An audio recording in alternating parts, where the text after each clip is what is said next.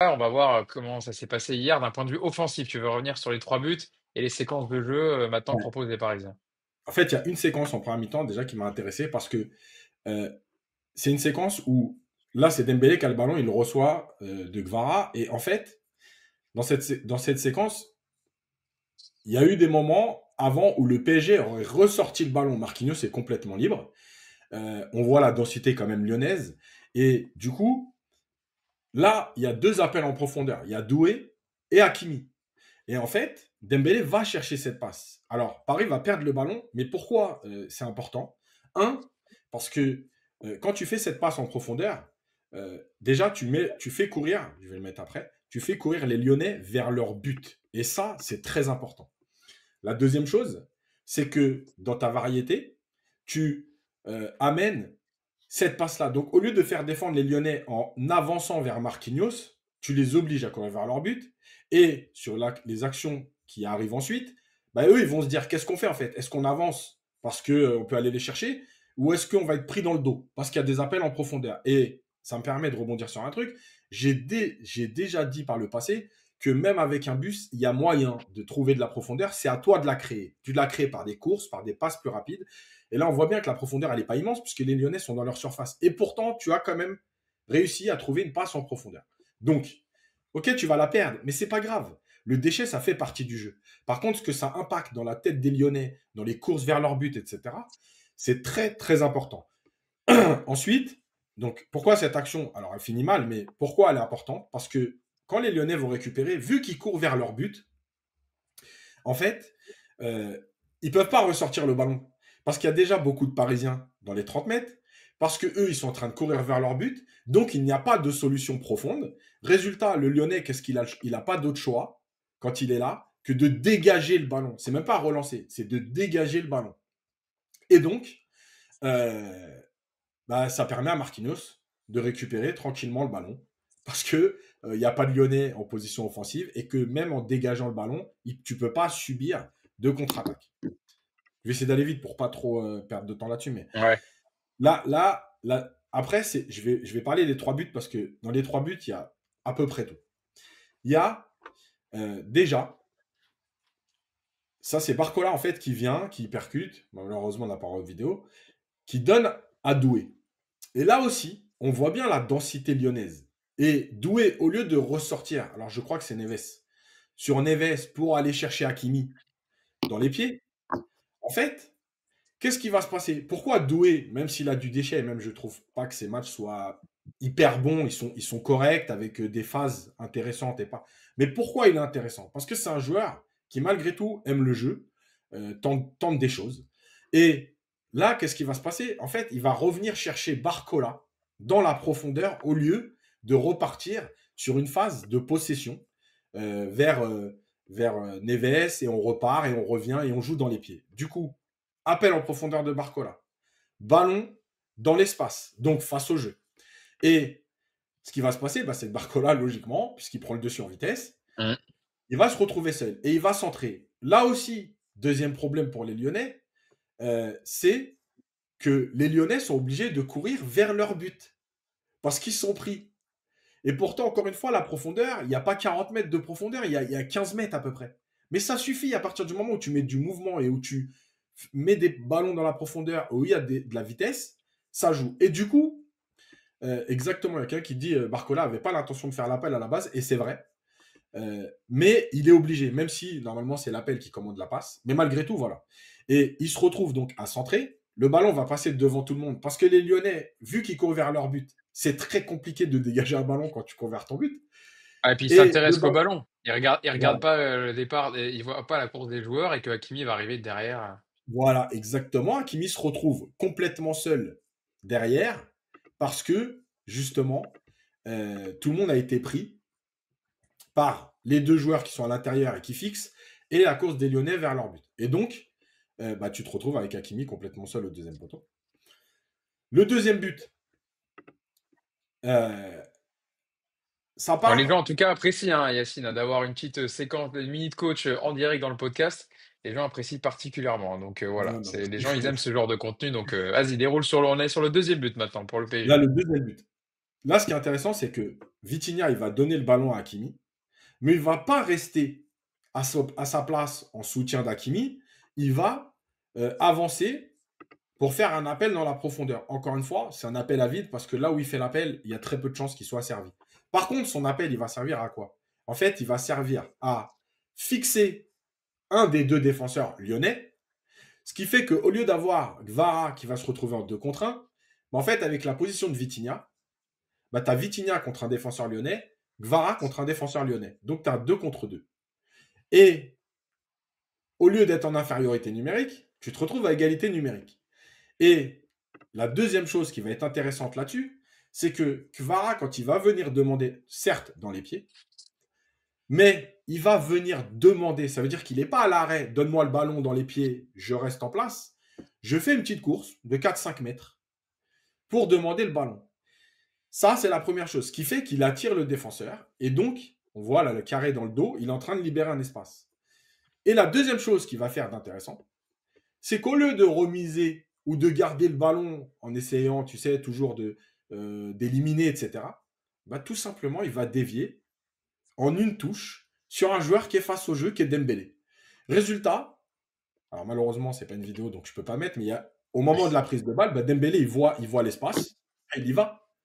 Et évidemment qu'après, c'est aussi le talent des joueurs, c'est que Dembélé, comme il a les 2 pieds et qu'il est très fort dans ces petits espaces-là, en fait, Tolisso, il ne peut pas défendre comme s'il défendait sur un joueur lambda, entre guillemets, c'est-à-dire un joueur qui va aller s'enfoncer côté ou alors lui fermer l'intérieur.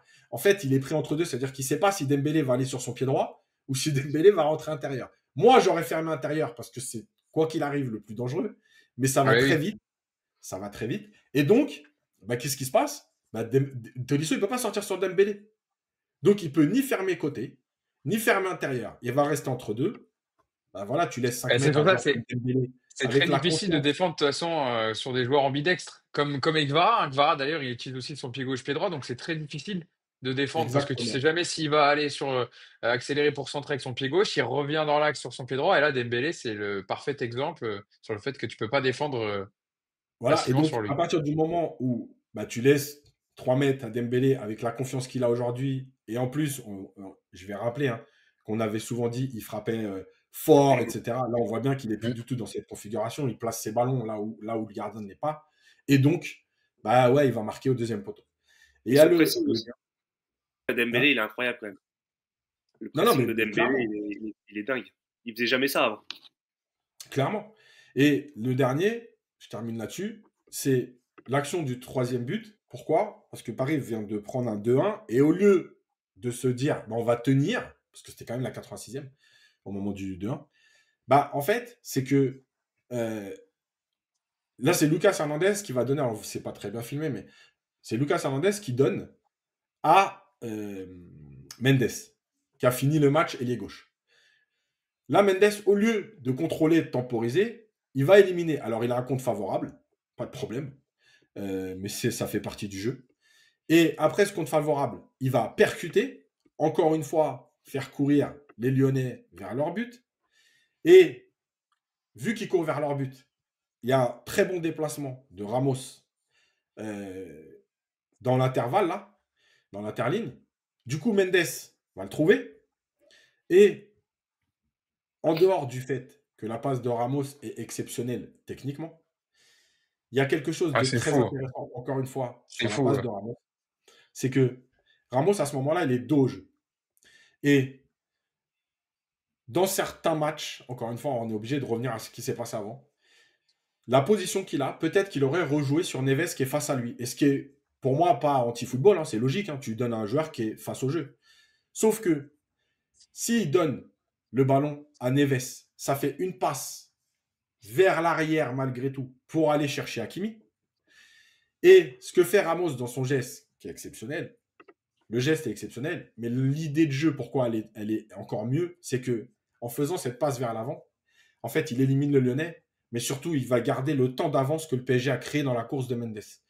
Et donc, à ce moment-là, l'espace est en train de se libérer à droite pour Hakimi. Bon, Hakimi, il faudrait un jour avoir ses stats parce que je trouve qu'en termes de course, c'est exceptionnel ce qu'il a fait encore hier.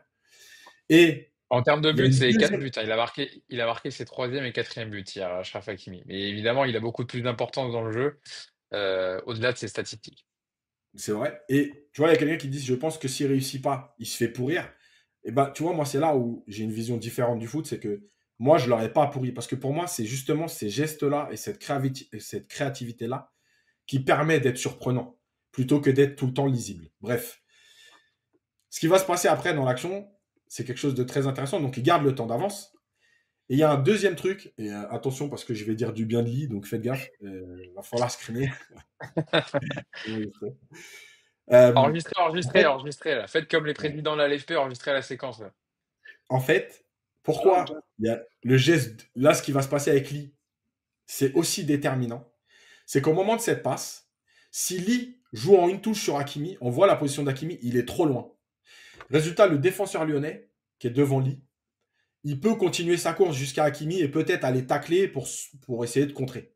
Sauf que le fait que Lee fasse une touche de balle pour permettre à Hakimi d'arriver, ça va poser deux problèmes. Ça va donner à Hakimi le temps d'arriver, mais surtout, ça va obliger le défenseur lyonnais à ne pas sortir sur Hakimi parce qu'au Eh moment de oui. la touche de balle de Lee, il se dit, bah, en fait, il peut frapper là où il est. Donc moi, je suis obligé de mettre un temps d'arrêt pour peut-être aller le contrer. Sauf qu'en fait, il y a quand même l'appel d'Hakimi et Lyon est complètement dépassé. Donc le Lyonnais, en fait, il est entre deux, c'est-à-dire qu'il se dit, bon, faut que je gêne peut-être la possible frappe de Lee, mais en même temps, il faut quand même que je gère l'espace où Hakimi va arriver. Du coup, il est entre deux. Quand tu es entre deux, bah, tu fais pas de choix, tu fais rien du tout. Bah, voilà. Donc, contrôle, pied droit de Lee, passe pied gauche. Il lui met dans le bon tempo. Du coup, bah, on voit bien Hakimi qui arrive dans la surface et qui va être, alors pas seul, mais qui va avoir quand même assez de temps pour pouvoir terminer l'action et croiser. Et en plus de ça, il frappe avec intelligence. C'est-à-dire qu'au lieu de frapper fort, croisé, il place son ballon hors de portée du gardien, il est lucide. Après, le nombre de Ah, il a courses qu'il a fait à la souvent, ouais, ouais. 90e, bon, voilà, il n'y a rien à Hakimi, dire. c'est un peu sa spéciale, là. Il les place toujours, il tape jamais coup de pied, il tape de l'intérieur du pied et il place côté opposé au Ouais, gardien. Et ouais. souvent, ça rentre parce qu'il met la force nécessaire sans non plus mettre un boulet de canon. Parce que là, il y en a beaucoup qui auraient tiré poteau, en gros, l'angle fermé où il y a le gardien, tiré fort, on est d'accord, plutôt. Mais c'est clair, c'est clair. Et Et ouais, Kirby qui dit, de toute façon, tu as toujours dit qu'il était le meilleur lancé, mais en fait, j'ai juste regardé certains matchs de Dortmund et de l'Inter. Mais c'est la vérité. Et on voit bien quand même que quand il arrive comme ça, franchement, hier, moi, honnêtement, on en a beaucoup parlé d'Hakimi. Pour moi, c'est le meilleur joueur de la saison. Mais franchement, hier, en termes de course, en termes de déplacement, en termes d'intelligence, il y a un moment en première mi-temps où il est devant Gvara, c'est lui qui vient proposer la solution en poste d'attaquant. Franchement, c'est vraiment ce qu'il fait, c'est exceptionnel. Dembélé, il n'y a rien à dire depuis quelques semaines, mais la saison d'Akimi, franchement, elle est monstrueuse. Et je pense qu'elle est monstrueuse pour deux choses, c'est que il a des jambes, athlétiquement, il est vraiment au top. Et désolé, hein, je suis obligé de faire un retour vers le futur, mais on va revenir 3 années en arrière. Ah, désolé, aujourd'hui, il est servi. Voilà, c'est tout. Même si son rôle est un peu différent, oui. aujourd'hui, il est servi. Et Voilà. pourtant, Yacine, on Et- nous expliquait que le départ de son meilleur pote allait le chambouler, qu'il allait partir, etc. Machin. Au final, il est 3 fois plus fort que que d'habitude, quoi. Donc Bah ouais, parce que lui aussi cherchait des fois Mbappé pour rien du tout. Mais aujourd'hui, il n'a plus personne à chercher. En fait, cette équipe, ce qui me plaît aujourd'hui de ce qui se passe, c'est l'évolution qu'elle a. C'est la variété qu'elle peut enfin amener à ses attaques. Parce que je le redis, moi, je n'ai pas aimé ce qui se passait pendant 4 mois où ça faisait 900 passes, etc. Mais c'est aussi le fait que bah, du coup, tout le monde respecte le jeu. Quand il faut trouver Gvara, on trouve Gvara. Quand il faut trouver Barcola, on trouve Barcola. Quand il faut trouver Hakimi, on trouve Hakimi. En fait, il n'y a plus de joueurs qui attirent le ballon par un statut, mais c'est par le jeu que les joueurs reçoivent le ballon et c'est toute la différence. Et le geste quand même de Ramos, t'en as parlé, mais je voyais un commentaire d'Apollon qui disait, j'ai l'impression d'avoir revu Dennis Bergkamp Prime. C'est vrai que la déviation, elle est quand même, Clément, elle est quand même folle avec l'explication de Yacine qui nous a ouais, très bien décortiqué le but. Merci Yass. Ça fait quand même beaucoup sur l'action. Alors il y a beaucoup de déplacements, les joueurs proposent, il y a le Lee qui temporise bien la course d'Hakimi, mais ça déclenche tout le geste de Ramos. C'est ouais. incroyable. Moi, c'est tout ce que j'aime dans le foot déjà. Donc c'est pour ça que à l'époque, Pastore c'était l'un de mes joueurs préférés, etc. Et c'est vrai que j'ai vu un commentaire qui met si c'est Messi qui le fait, ça fait le tour du monde. Oui, c'est pas faux. C'est vrai. C'est pas complètement faux. Non, non, c'est magnifique. Et d'ailleurs, sur Gonzalo Ramos, il avait déjà fait un super geste contre Brest il y Oui. a quelques jours où il se l'emmène et alors qu'il est face au gardien, il est altruiste, il la mis dans la zone parfaite pour Désiré Doué. On le savait plus ou moins, mais on a la confirmation, au-delà d'être un buteur, c'est un très beau joueur de foot.